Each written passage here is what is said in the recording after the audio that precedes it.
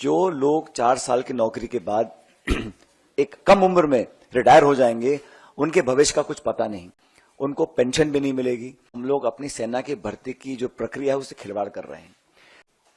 जो राज्य ऐसे हैं जहां सबसे ज्यादा भर्तियां होती हैं, जहां लोग बहुत चाव से, शौक से और एक मातृभूमि की रक्षा करने की भावना से सालों तक प्रशिक्षण करते हैं, तैयारियां करते हैं और एक गांव में माहौल होता है कि हम फौज की भर्ती की तैयारी कर रहे हैं।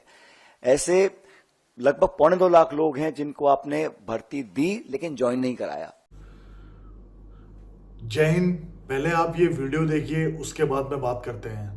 बेसिकली जो लोग 4 साल की नौकरी के बाद एक कम उम्र में रिटायर हो जाएंगे, उनके भविष्य का कुछ पता नहीं, उनको पेंशन भी नहीं मिलेगी, उनको ग्रेच्युटी जो 11 लाख रुपए की दी जा रही है उसका भी जो आधा पैसा है उनकी तनख्वाह से कट रहा है। तो कहीं ना कहीं ये कॉस्ट कटिंग के चक्कर में हम लोग अपनी सेना की भर्ती की जो प्रक्रिया है उससे खिलवाड़ कर रहे हैं। सबसे महत्वपूर्ण बात यह है जिसके बारे में आपको दीपेंद्र जी बताएंगे, जो राज्य ऐसे हैं जहां सबसे ज्यादा भर्तियां होती हैं, जहां लोग बहुत चाव से, शौक से और एक मातृभूमि की रक्षा करने की भावना से सालों तक प्रशिक्षण करते हैं, तैयारियां करते हैं और एक गांव में माहौल होता है कि हम फौज की भर्ती की तैयारी कर रहे हैं। ऐसे लगभग 2.25 लाख लोग हैं जिनको आपने भर्ती दी लेकिन ज्वाइन नहीं कराया। उन्होंने बहुत लंबे समय से वो धरना देने अपनी मांग को रख रहे हैं। हम लोग कहना चाहते हैं कि अगर ये भारत सरकार G20 पे 4,100 करोड़ रुपए खर्च कर सकती है, प्रधानमंत्री के हवाई जहाज के लिए 8,400 करोड़ खर्च कर सकती है, सेंट्रल विस्ता प्रोजेक्ट के लिए 20,000 करोड़ खर्च कर सकती है और इस वर्ष सरकारी इश्तिहारों के लिए 6,500 करोड़ खर्च कर सकते हैं, तो मैं मानता हूं कि हम लोग सिर्फ पैसा बचाने के लिए अपनी भर्ती की पूरी प्रक्रिया से खिलवाड़ करें। ये भविष्य के लिए, हमारी आंतरिक सुरक्षा के लिए, हमारे भारत की इंटेग्रिटी, सिक्योरिटी के लिए कहीं ना कहीं चैलेंज बन सकता है। तो हम तो आग्रह करेंगे कि लोगों को नौकरी दी जाए जिन्होंने सारी परीक्षाएं पास करी थी, लेकिन अग्निवीर के माध्यम से, अग्निपथ योजना के माध्यम से जो बहुत बड़ा खिलवाड़ हो रहा है। देखिए, भारत की जो सेना है उसके शौर्य को, उसके पराक्रम को, उसकी मेहनत और जाबाजी जो हमारे सैनिकों के पास है उसका कोई सानी नहीं है। We are one of the finest fighting forces in the world. Our armies and our defence forces are second to none, but their valour, their strength and their dedication to the nation should be regarded and respected for future generations. And we all feel that by compromising on the process of recruitment of the armed forces, it may not argue well for our future and for the families of those people who have willingly dedicated their lives to the service of the nation. तो मुझे लगता है कि ये सरकार ने बहुत जल्दबाजी में किया है। हम लोग इसका विरोध करते हैं और अभी जो राष्ट्रीय अध्यक्ष खड़गे जी हैं, मल्लिकार्जुन खड़गे साहब, उन्होंने राष्ट्रपति जी को चिट्ठी लिखी है जिसके बारे में आपको अभी बताया जाएगा।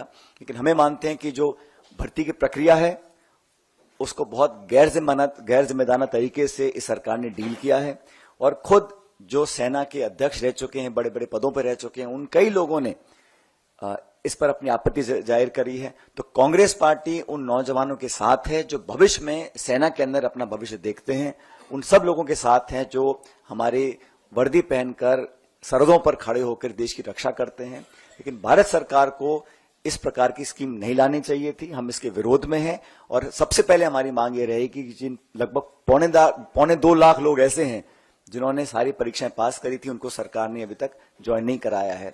मेरे देश के प्रधानमंत्री आदरणीय श्री नरेंद्र मोदी जी से हाथ जोड़ के रिक्वेस्ट है, सर हम एक भूतपूर्व सैनिक हैं, हमारी दिली तमन्ना है सर पूरे विश्व में आपका नाम हो रहा है, सर हम चाहते हैं कि आपका नाम यूं ही ऊंचा हो, लेकिन इतना शानदार आपका कार्यकाल है, उसमें बस 2 ही मुद्दे अगर आप ठीक कर देंगे तो सर आपका जो कार्यकाल है पूरे हमारे भारत विश्व पे एक इतिहास की तरह लिखा जाएगा।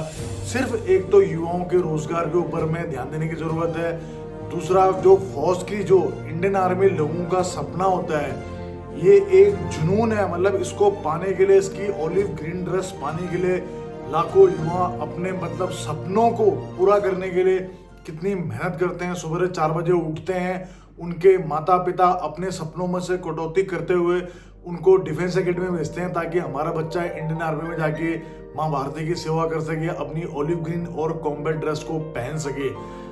अब सोचिए कि उन युवाओं के साथ में तो पूरा ये एक प्रकार से ऐसा हो गया है कि हम खुद चाहते हैं कि आपके बारे में बहुत अच्छा चीज हम बोलें, लेकिन बस ये दो मुद्दे हैं, एक बेरोजगारी और दूसरा जो है फौज की जो अग्निपथ स्कीम है सर, एक बदनुमा दाग है सर ये भी आपके कार्यकाल के ऊपर में अग्निपथ योजना। हम एक भूतपूर्व सैनिक हैं, पूरा इंडियन आर्मी आपको प्यार करता है, पूरे देश की जनता आपको प्यार करती है, तो सर क्यों बस ये दो अभिशाप ऐसे हैं कि इनकी वजह से कई अच्छे लोगों का भी आपके उससे थोड़ा सा उनका दिल दुखा हुआ है। तो सर हम बजट बचाना ही चाहते हैं, तो कृपया करके जो है 5-5 बार एक पेंशन ले रहे हैं, विधायक 5-5 बार बनते हैं, उसके बाद आपके नाम से कई निगम में भी जीत किया जा रहे हैं। ये 3 बार 4 बार अगर विधायक बन चुके हैं तो 4 बार की इनकी विधायकी की पेंशन, 5वां कार्यकाल में अगर सांसद है तो उनको तनख्वाह मिलती है।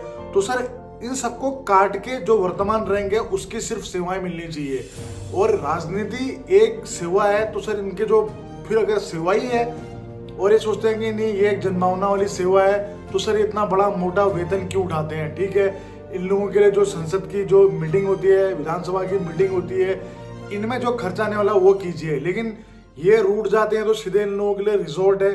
सर इनमें कटौती कीजिए, अगर कहीं पर लगानी है ईडी सीबीआई तो यहाँ पे भी लगनी चाहिए। बस सर आप प्लीज अग्निपथ योजना को वापस ले लें। सर अगर आप अग्निपथ योजना को वापस ले लेते हैं, युवाओं के साथ में रोजगार को लेके थोड़ा सा अपने एक अच्छा कदम स्टार्ट करते हैं, और हमारी वित्त मंत्री जो है निर्मला सीतारमण, उनको आप रिप्लेस कर देते हैं, तो सर हम लोग सब आपके ऋणी रहेंगे। बस आप इतना कर दीजिए। मैं एक भूतपूर्व सैनिक होने के नाते मेरा लाख आपसे मतलब गिले शिकवे हूँ। किस पे है सर गिले शिकवे? बस इस पे है सर, इंडियन आर्मी में आप अग्निपथ योजना को खत्म कर दीजिए। दूसरा जो नए बच्चे हैं इन लोगों के लिए रोजगार के जो अवसर है गवर्नमेंट सेक्टर में ये कम ना हो, रेलवे का निजीकरण नहीं होना चाहिए, बैंकों का निजीकरण नहीं होना चाहिए, कुछ एक जॉब्स हैं सर इनको नहीं करना चाहिए इनका निजीकरण। बस हमारे आपसे ये रिक्वेस्ट है, और बस आप प्लीज कुछ भी हो, सबसे पहले तो आप अपने 2024 में चुनाव उतरने से पहले, आचार संहिता लगने से पहले इस अग्निपथ योजना नामक बदनुमा दाग को सर इसको हटा दीजिए। पूरा भारत का युवा आपके साथ में, आपने इतने अच्छे काम किए हैं सर, प्लीज इस योजना को अगर आप हटा देंगे तो मैं क्या कहूँ सर, मैं मेरी कोई औकात नहीं है। बस मैं चाहता हूँ कि मेरा वीडियो आप तक बस पहुँच जाए। हमारी रिक्वेस्ट है, बजट किसी और तरीके से बचाया जा सकता है, लेकिन रक्षा मामलों में कटौती करके देश की सुरक्षा के साथ में भी खिलवाड़ नहीं किया जाना चाहिए। सर हमारे आपसे रिक्वेस्ट विनती है कि अग्निपथ योजना को खत्म कर दिया जाए। सर सबसे पहले फैसला आप यही लें। बाकी मैं सब जो भी मेरा वीडियो देख रहे हैं, भले 1000 लोगों तक पहुंचे, भले 2000 लोगों तक पहुंचे, लाइक नहीं चाहिए, बस आप लोग ये वीडियो शेयर कर दें, ताकि हमारे पीएम सर, हमें पूरा आशा है कि इस पे आप जरूर संज्ञान लेंगे। हमारे बजट जो है और तरीके से भी बचाए जा सकते हैं, लेकिन रक्षा मामलों में बजट को आगे लाके देश की सुरक्षा का खिलवाड़ नहीं होना चाहिए। जय हिंद, जय भारत।